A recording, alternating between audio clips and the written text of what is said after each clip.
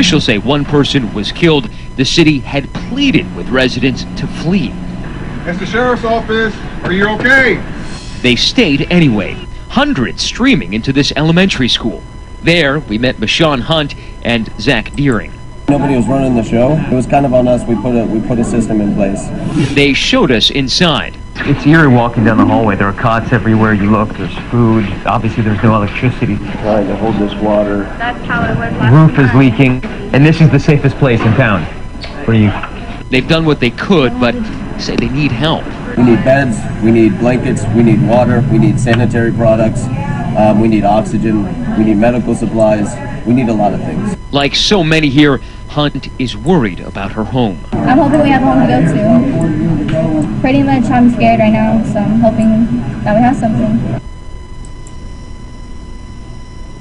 Now, moments ago, I spoke to the county judge who said there are still people trapped in neighborhoods just north of here. There are going to be ongoing search and rescue operations all day today. And one of the major complicating factors, these towns are completely cut off from the world. There is no cell phone coverage. There's no internet. There are no landlines, guys. The only way to get communication in and out of here is literally to drive out of these towns. Tell us, how bad are things out there? This is, from my perspective, of my team, this is at least a 500-year event. We've never experienced this kind of widespread challenges in terms of flooding. Our bayous are all out of the bank, just about all of them. If they're not, they will be soon. We have more water coming. We've conducted probably close to fast approaching 1,000 rescues, with many more people needing rescue. So it's, I say it's pretty catastrophic. We knew it was going to be bad. But the problem is the entire state's been underwater. So this is going to go on for days for us. You've got calls coming in from the elderly, from the ill, from parents with young children. How do you prioritize? Well, we got it. You just have to ask the questions first. The 911 system is pretty much overwhelmed. We've got people that are calling just because they have water, an inch of water or a foot of water. That is not a life-threatening emergency. We have people hiding in the attics right now. So we just hope that you all get the word out that folks do not call unless it's a true life and death situation. So we just prioritize them based on the information we can glean from the caller and from the situational awareness and intelligence we have from our men and women on the ground, not just from the police department, but from the fire department, and then we take it from there. I understand you're fully mobilized, but all of this is playing out, as you well know, in the middle of an active storm. How much are the weather conditions right now hampering your ability to operate? Well, our folks have been out there in the heavy rain, in waist-deep water, rescuing people. But the problem that we're having is that it is so widespread that even with hundreds and hundreds and hundreds of police officers and firefighters out, when you have a 500-year event, which what we're looking at, some of these reservoirs and these bayous, they are at 500-year levels of flooding. It's just overwhelming. But you know what? We'll get through it. We're Houston. We're Texas. We're tough. We're Americans. And before this is all said and done, we'll show our resiliency as a community, as a state, and as a nation. I have to ask you, though, the governor called for the city of Houston to be evacuated. The mayor said no. Should the city have been evacuated?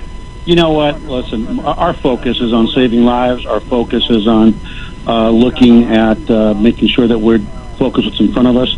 There's plenty of time later on to second guess. But the issue is this. This is not just happening in terms of this rain event, this storm event. It wasn't just in Houston. We've had reports of flooding and challenges in other parts of the state, including Austin, which is a place where we evacuate people. They're expecting their own flooding and their own issues. So I don't think that anybody actually saw that this was going to be to this extent. But at the end of the day, years ago, when they called for an evacuation, we lost, 200, close to 200 lives, if not more, during the evacuation. I don't remember I wasn't here, which hurricane it was, but it caused a lot of problems. So it's a damned if you do, damned if you don't. But when Mother Nature decides to be as vicious as she's been in the state of Texas, and she has been for the last couple of days, and has more to come, we make our decisions based on what we know at the time. when we make them, and there was really no need at that time to order the evacuation from the perspective of a lot of people, including the governor, once we had conversations in the state. Chief Art Acevedo, I know you've got a horrible situation on your hands right now, and we all here wish you nothing but the best. Good luck. All right, thank you, guys. Hang in there. Inside their homes, a local police chief live streaming throughout the night. Hey, is anybody up there that wants to go? You guys okay? Officials rescuing more than 1,000 residents. Any kids? 2 kids, all right. You got the baby? But unable to get to everyone.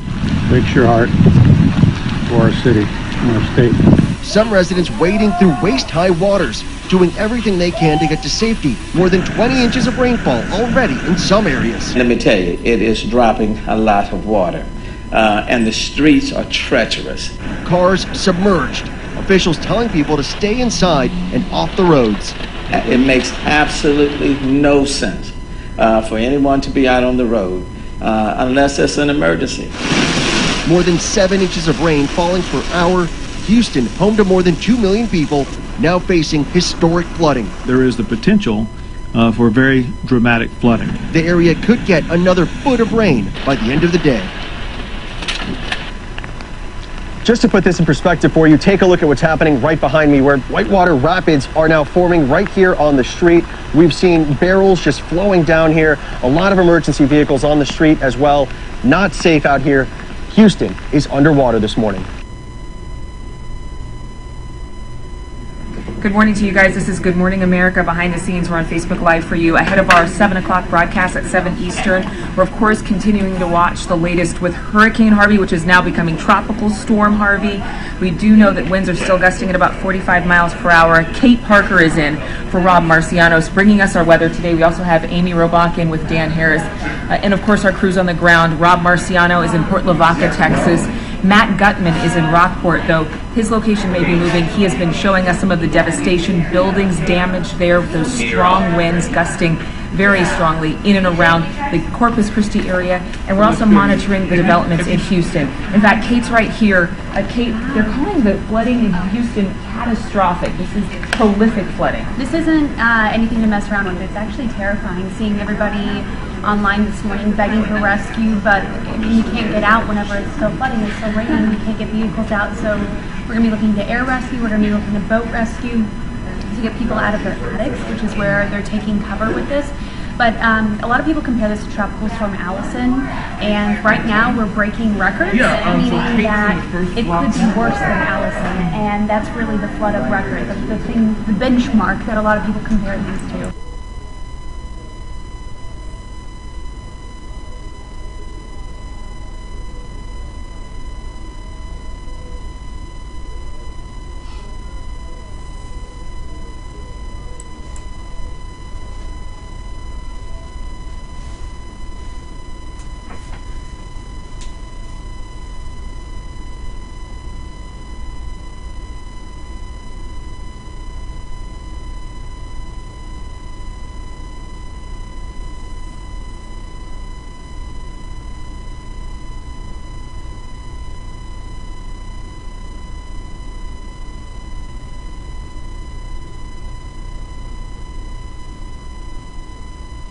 To see Harvey continue to move inland across Texas very slowly now. We're seeing the forward motion begin to decrease, and as the winds lower, as the storm begins to weaken from a wind perspective, the flooding threat is only going to increase over the next several days. We're seeing these feeder bands come in off the Gulf of Mexico, bringing very heavy rain out hundreds of miles away from the center of the storm.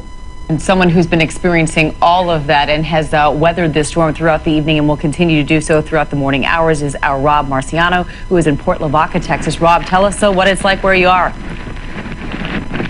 We've just been getting blasted all night, Amy. It's unbelievable. And this, what you're seeing right now, is a lot more calm than it was 2 and 3 and 4 hours ago. We've had a bit of a wind shift as the eye now is scooted just a little bit to our south and east.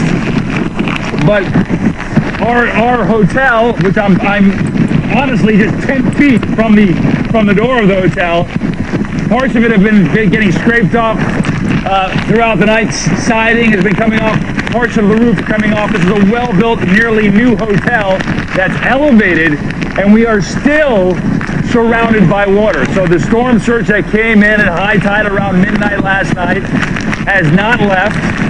We are still an island here. Power's been out, obviously, as it is throughout most of southeast Texas. And this storm, though, this weekend just a little bit because it's so close to us and because we're on that right front quadrant, it refuses to let up as far as the velocity of this wind and just how painful it is to be outside. We're not getting many reports as to what's going on in Port Lavaca. I can tell you this, when we came in yesterday afternoon, I have never seen a town that has been evacuated like this was. So that's the good news, is that there is not many people, if at all, in this town right now, and the people that are where I am is mostly media in a slightly elevated position in a well-built structure, but obviously getting it hit really, really hard right now. Amy? And Rob, I know you've covered so many hurricanes over the years. How does this one compare so far? Well, I can tell you this, because it came in at night, and because the winds were so strong, this felt a lot like Hurricane Rita in 2005. As a matter of fact, it got down to that same pressure when it came on. And when a storm comes in at night like it did, like this one did, there's a level of fear that is ramped up that is absolutely indescribable. All night long, all you heard was basically this building slowly being ripped apart, at least the exterior portions of it. So this is a storm that I haven't experienced certainly in over 10 years, and I don't know about the rest of the crew that I'm with, but you get a bit of storm amnesia. I honestly forgot what it feels like to be in a major hurricane. And Rob, I know, at times, I'm not gonna lie, it's frightening.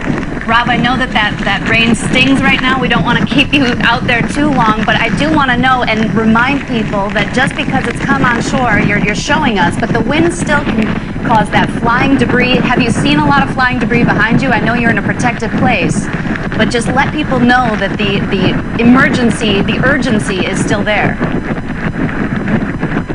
Oh, without a doubt. Without a doubt. We often relax when a hurricane comes on, makes landfall, but you're talking about a Category 4 that takes some time to ramp down, but because this one is still very close to the shoreline, obviously, it's not letting up anytime soon, and we still have the tornado threat, we still have the storm surge threat, and we clearly still have the wind and the rain threat. I'm sure that Ginger is going to mention is going to be ongoing not just today, but for days, potentially into the latter part of this week.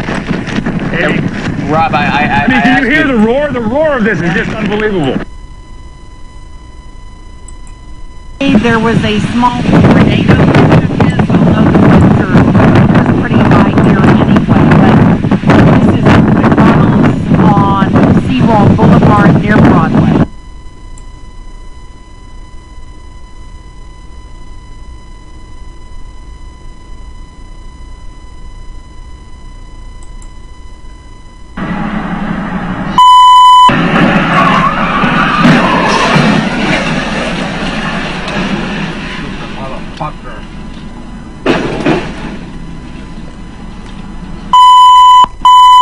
Damn.